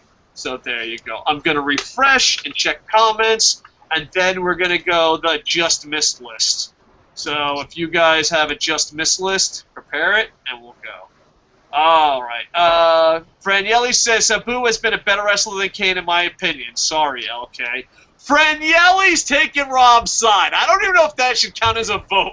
That counts because he's able to recognize quality wrestling, and not some stupid ass supernatural gimmick. Look at me, I burst out of the hole in the mat. Yeah, look at me, I'll take chair shots to the head and get my neck broken and keep wrestling. Yeah, but he doesn't Who's wrestle. the real monster? All right, Rob, pump your brakes. Let LK have his moment. LK, what do you got to say in defense of that? He doesn't wrestle. He does. No matter what you say, that he doesn't wrestle. I admit Kane isn't the greatest technical wrestler I've ever seen in my life, but at least he doesn't. Sabu has made a living of killing himself, figuratively, generally killing himself. The guy's gonna die young because of stupid things he's done in front of 50 people at a shitty ECW arena. Just fuck off. Well, He's not gonna die young. Me and Rob are infantry, so we're probably gonna die young. That was for stupid stuff we did that no one saw. Sabu had cameras on him. Yeah, that's true. Thomas Sabrowski says, this show is great. The commentary and friendly arguing puts it over. No problem, thank you. Franielli says, Rob has been pretty cool dude so far. I really doubt a future podcast session might change my views on any of you guys. For that matter, conversation among people keep the show pretty entertaining. Love this show, by the way. Thank you for the kind words, everyone. All right, boom, boom, boom. And also, Rob is going to be part of the full-time Coco Sports staff. We're just working out the numbers. He wants three peanut butter cups, and I refuse to give him anything but 1.5 peanut butter cups. But Rob will be here. American Alucard has his own channel, and so does LK Wrestling. Even though they have their own channels, we're still part of our family. All right, ba-boom, ba-bam. All right. Oh shit! We got our first Kane vote on Google+. Bullet Club Block Big him says, from the channel. Bullet Club Big says, Kane, What? Sabu is a glorified spot guy. Bullet Club Biggs, you would say that? That's what Bullet Club Big said. Yep. Man, I'm hurt. I never thought the internet infantry would turn on Sabu like that. All right. Thank you for those that liked it on Facebook. And I'm going to refresh. Make sure to get your comments in. You can also hit us up on Twitter at Coco Sports or in the Internet Infantry Chat on cocosports.net. Where you can start your comment by typing Sabu is the best. That way we know you're not a robot. All right, let's put off the Sabu Kane argument for one round of who almost made the list. American Alucard, who was some of the guys that you felt bad for bumping? Uh, You're like, dude, American Alucard's like, my Rob list Van was Dam? perfect. Maybe, maybe Rob Van Dam. Oh, yeah. And I don't know. I didn't grow up American like Alucard, you sound very douchey. Like, my list is perfect. How dare you say there was questionable stuff on my list? I know some people gonna say like Stone Cold, but wasn't a big Stone Cold guy. I mean, like whatever. Hogan, I didn't grow up in his golden era, and Hollywood Hogan, it was cool, but you know, it was a fashion or whatever. It was a fashion that I kind of hated as a kid. I don't know, now it's kind of cool because whatever, but I really can't think of anybody.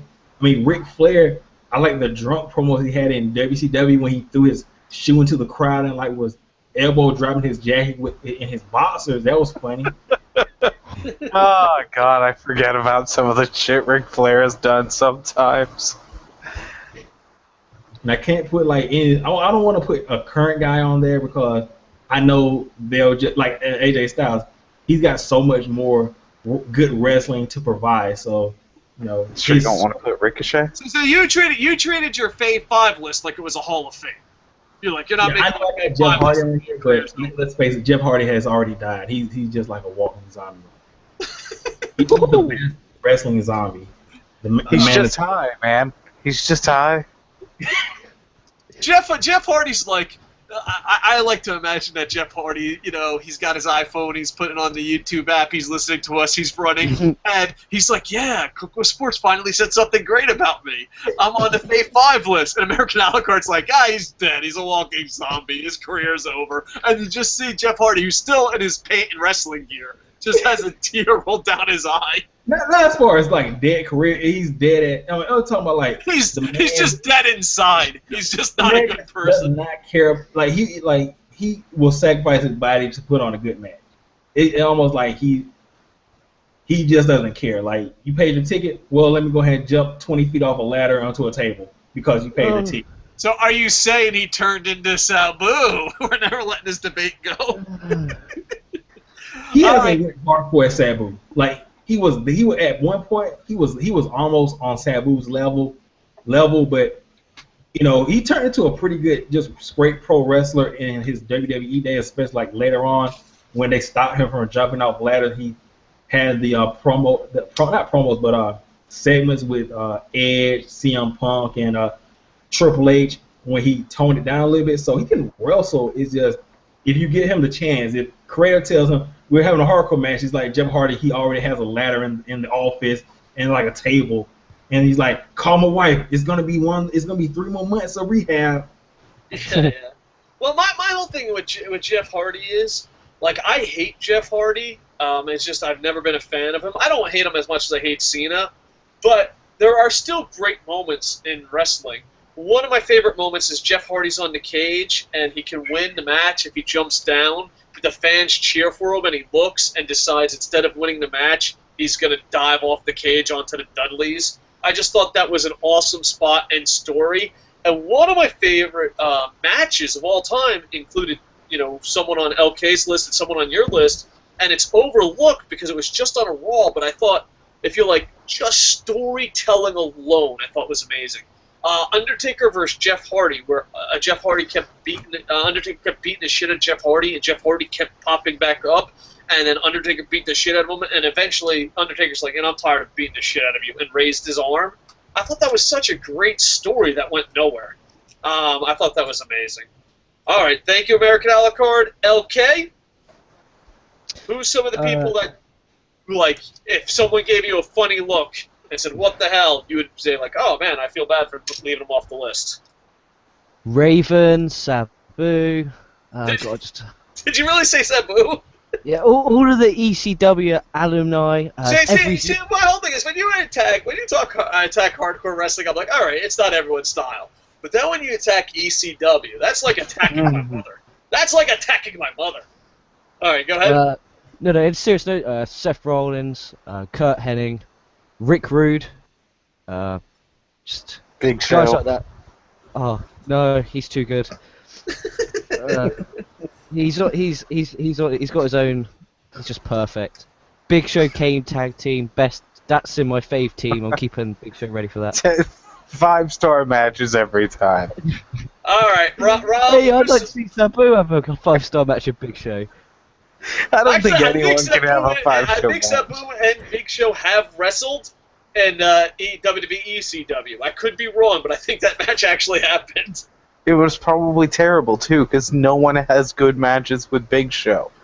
Big Show hasn't had a good match since he started getting fat. Which was when he was 5 years old. No, like, he had a few decent matches in WCW. People say that, like, outside of WCW, like, they never let him do it on TV, but he could actually do a standing moonsault, which for his size is impressive, and they never let him do it on TV. Like, I feel like when he was young, he had potential, and then he realized he didn't have to do anything because he was big.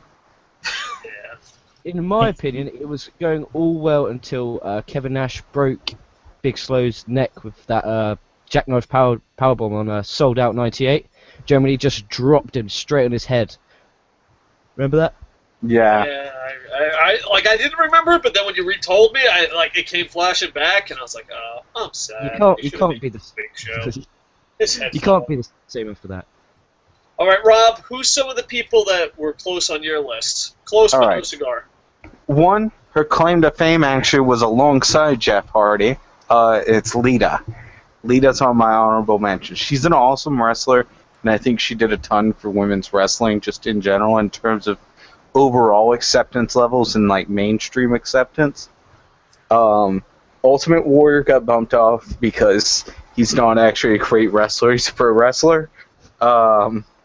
He's sports entertainment style, but I still love him for the same reason you love Kane. My first like major memory of wrestling is his armband getting cursed and him being sick and everything. And I just remember as a little kid, like being so taken in by that and believing it, being like, "What's wrong with the Ultimate Warrior?" Like I just remember that so vividly that he has to at least be mentioned. And then the other guy, actually, I love him, but he couldn't be on my top 5 because it's a wrestler list, you know, which Sabu is a very talented wrestler, unlike Kane. But Triple H. I like Triple H. I've always liked Triple H. Even out of the ring, I like Triple H. I think he's awesome. I think he has his flaws and things you can hate about him. But I think overall, I think he's great. And I am not excited about the match at Mania, but I know it's either going to be phenomenal or absolute anus. All right. And my close but no cigar is a very long list because I'm a fucking nerd. Like I said, for this list, any of them could have been number 4 and 5. You know, my top 3 are locked down, but any of them could have been 4 or 5. I'm not going to give reasons just because I have a long list. But Hashimoto, the dad, not the son. CM Punk, Y2J, Okada, AJ, Daniels, Joe, Roderick Strong, Misawa, Kenta, and Yamato from Dragon Gate. These were all guys... Oh, I'm sorry, Eddie Guerrero and Chris Benoit. These are all guys that if someone looked at me like, really, he's not on your list? I'd be like, all right, he's number 4. What about this guy? Okay, he's number 4. You know what I mean? So... all those guys could have easily been number 4 or 5, but like I said, I went with Bam Bam, Daniel Bryan, Angle, Flair, and Muta. The top 3 were definitely locks, though, in my opinion, and I don't think they'll ever change. No Tanahashi. Right. All right, before we let's go to live comments. I like Tanahashi, but I don't know. Tanahashi's kind of like Hakuho, where I respected him, but I was never really a fan of him.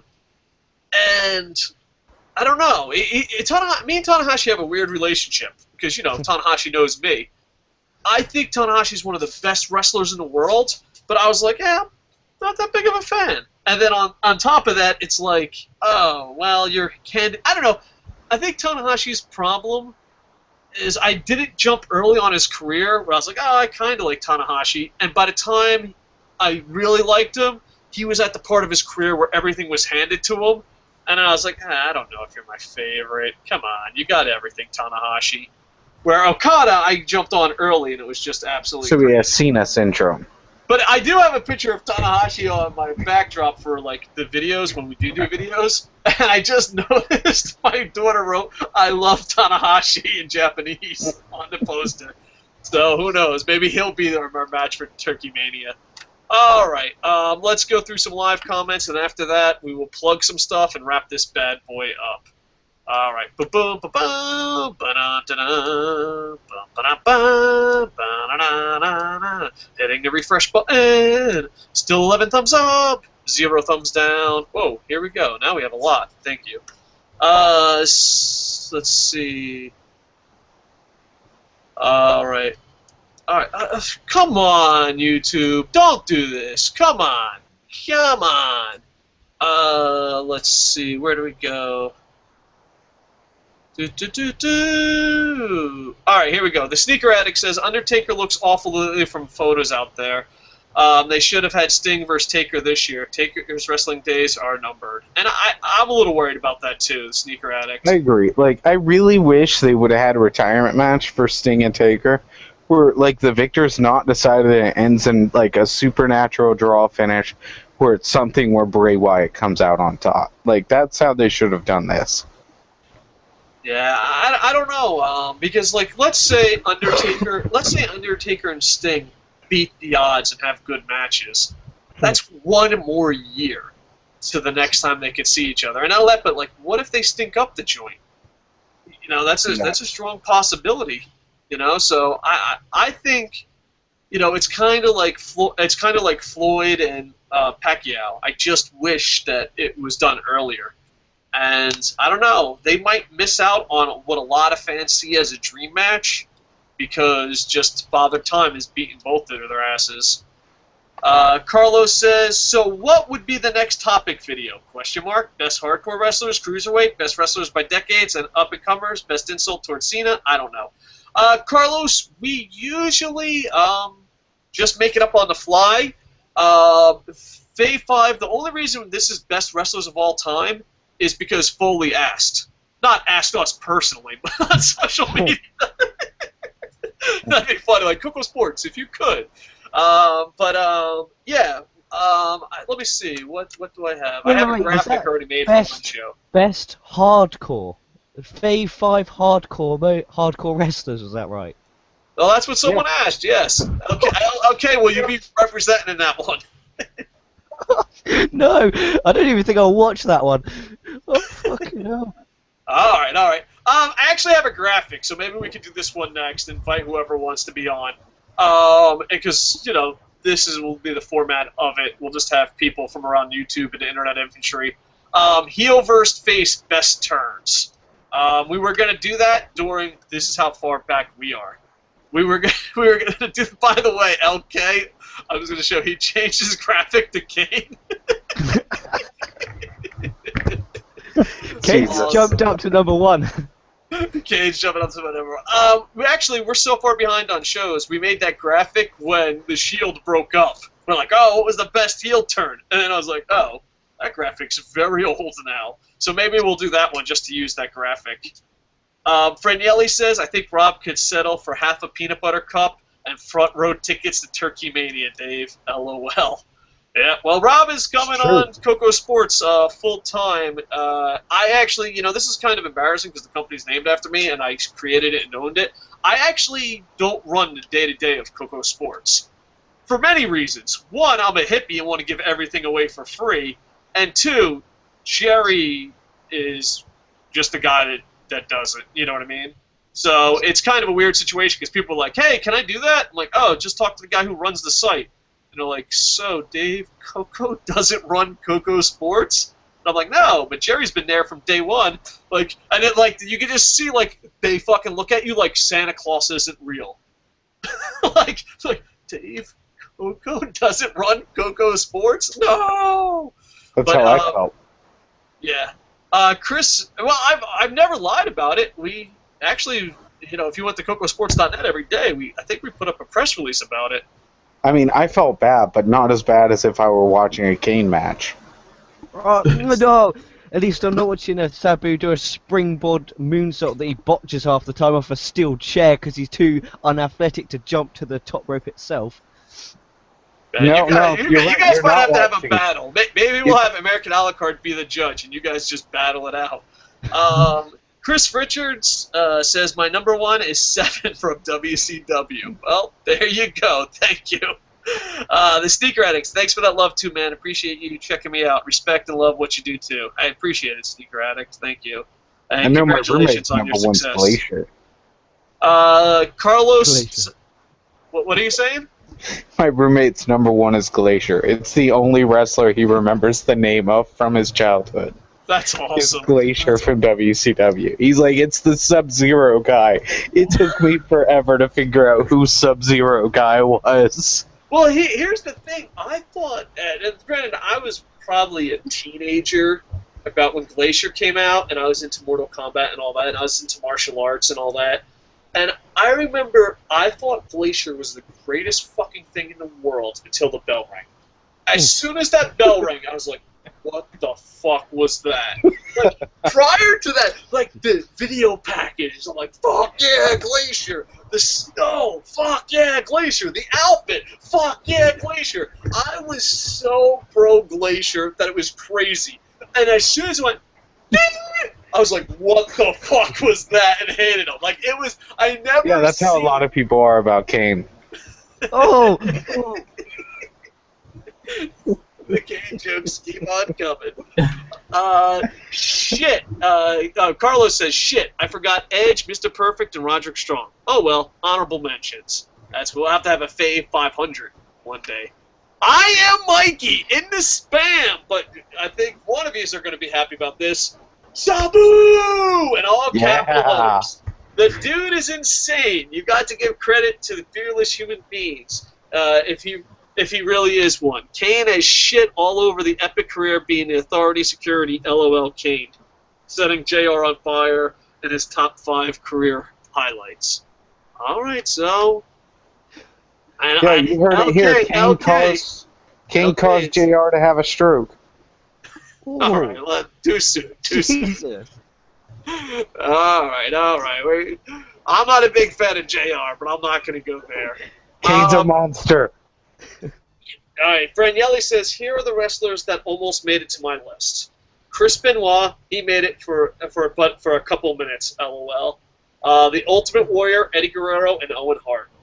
Yeah, nice. Owen Hart, man, if that didn't happen, I'd love to see his career, because people in the business, fans, historians, think so highly of Owen Hart. And could you imagine if that tragedy didn't happen, the type of career he could have had? If Vince McMahon hadn't stuck him with that stupid gimmick.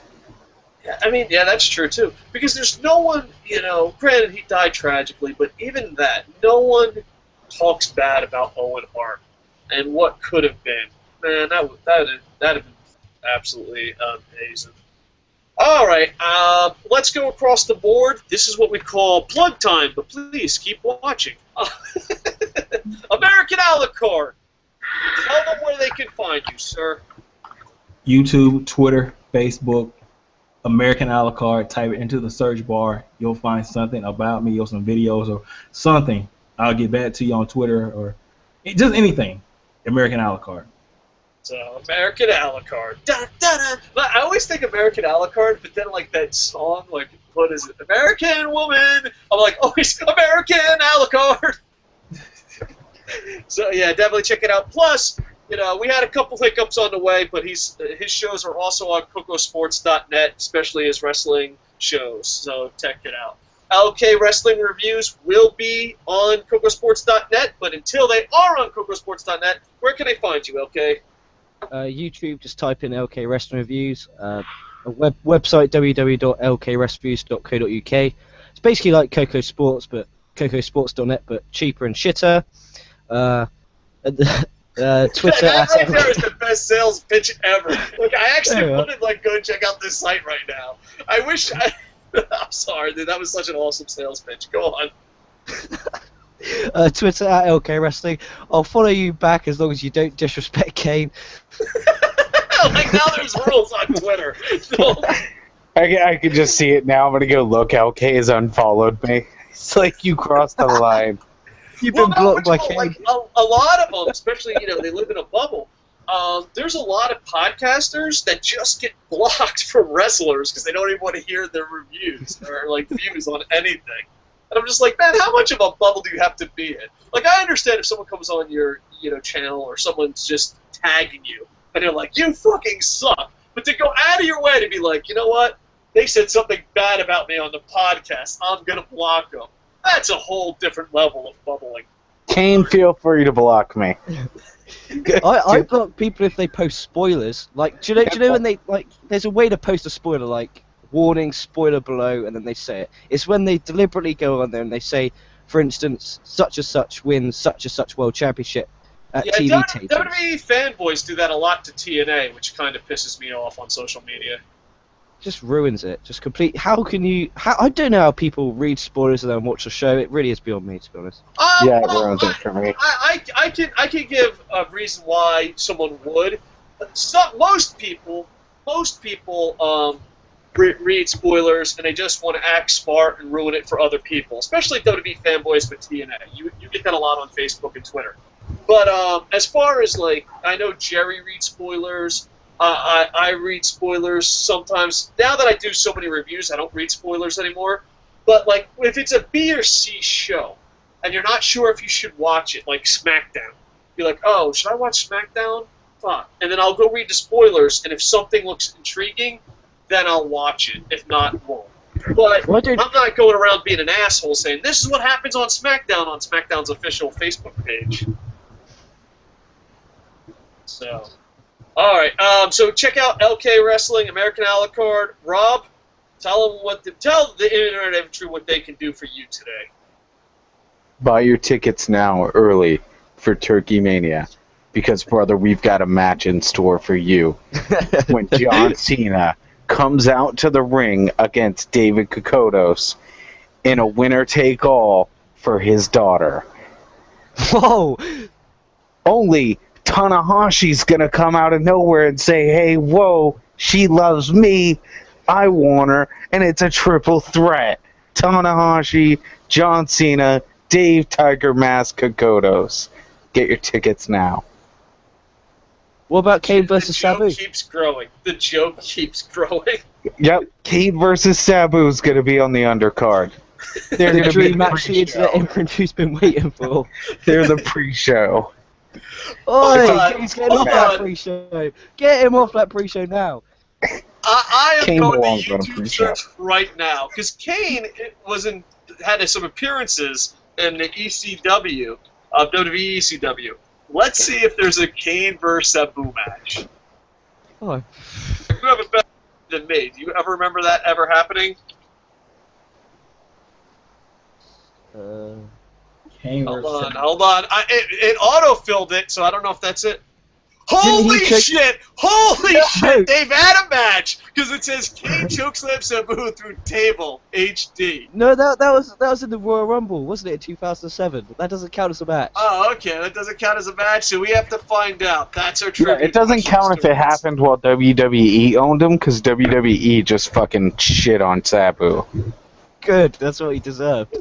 American Alucard. Do you ever remember Kane and Sabu go one-on-one besides the Rumble? No. Alright, so there you go. We're on a witch hunt. Now listen, I know people pirate and go on these long journeys of finding matches. I don't think anyone would put as much effort as we're about to find Kane versus Sabu.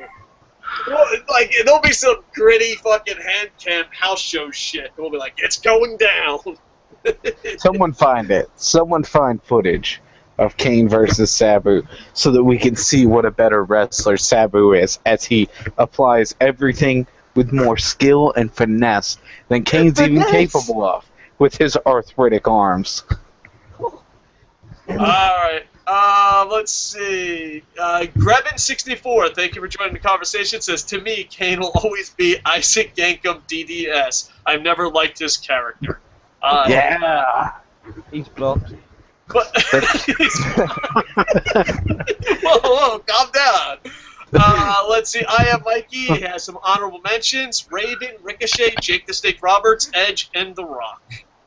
Bam. So there you go. All right, I I'm going noticed across. there's not a lot of Kane on people's list. There's not a lot of true. Sabu either. That is That's not true. I've heard a lot of people posting Sabu. Sabu's so good that people are posting him as the only thing on their list. our fave five pro wrestlers of all time list has become Sabu versus Kane, the ultimate debate. All right. 12 thumbs up. We appreciate it. All right. So I think that's it. If we missed your comments, I do apologize. I try to get to all of them. Please check out American Alucard. Please check out LK Wrestling Reviews. And also check out, I'm going to mispronounce this, Siduakal. That's Rob's video game channel. Rob will also be a part of the Coco Sports staff. We're still negotiating peanut butter cups. If you are a YouTuber or a part of the internet entry and you're over 18, these guys are always welcome back. They have gold passes. But if you want, you can join our next Fave 5. The big thing about it is, over 18, have your list already prepared when we go on air, and the time zones. LK is in England, I'm in Japan, American Alucard is in America, and Rob is from parts unknown. So you know, we're all around the world, but if you want to be a part of Fave 5, then we don't care how many subscribers you have. We're just trying to build a community like YouTube used to be back in the day. We do care that you are a passionate pro wrestling fan, even if you love or hate the Kane versus Sabu battle. Also, and on that, I just want to shoot real quick. As someone from parts unknown, let me just tell you guys, Kane's a loser in our hometown. He is known as a loser. Alright, so yeah, definitely check it out, and within the next 24 hours, I will be doing a TNA Impact review. American Alucard, if you're awake and want to join me, please do. And like, comment, subscribe, all the guys across the board, and check out cocosports.net because all of their shows will eventually be on that blog. Because what I do, this is my evil plan, Evil Marketing 101. I be nice to people, hoping that one day they'll use my blog. So, there it is. Oh, my evil plan? How does it involve making money? I haven't figured that part out yet. We're not about my favorite Coco Sports story, if I could, is Brandon, who's now a professional artist. We went to Wrestle Reunion. We went to Wrestle Reunion, the big one in Tampa. And we met Insane Clown Posse, and they came to our table, and they're like, "Oh, that's cool. You got a bunch of autographed pictures and posters?" I'm like, "Yeah, sure." And he just took a couple. He's like, "How much do I owe you?" I'm like, "Oh, no, everything at our booth is free." They're like, "Wait, Coco Sports, everything at your booth is free. How do you make money?" And Brandon tells ICP, he goes, "Oh, we're not that type of company." Ah. Yeah. Now do you I'm understand more why I don't handle disappointed the you had day-to-day conversations with operation? ICP. Yeah, because like we had Owen Hart and Bret Hart's autographed posters, and we were just giving away. All you had to do was come up and be like, "Hey, Coco Sports," and we're like, "Hey, take a flyer. Hey, you want an autographed poster of fucking a famous wrestler?" And people just shit their pants. They're like, "What? What? You're gonna give me this?" I'm like, "Yeah, it's yours. Here, have it." And they were like, "Yeah, we just gave something that we could have sold them for fucking thousands of dollars for free." We're idiots.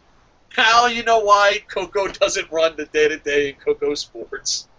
All right, American Alucard, thank you. Everyone check him out. LK Wrestling Reviews, thank you, and sorry it took so long. Everyone check him out. Rob, you know, if you want, you like the...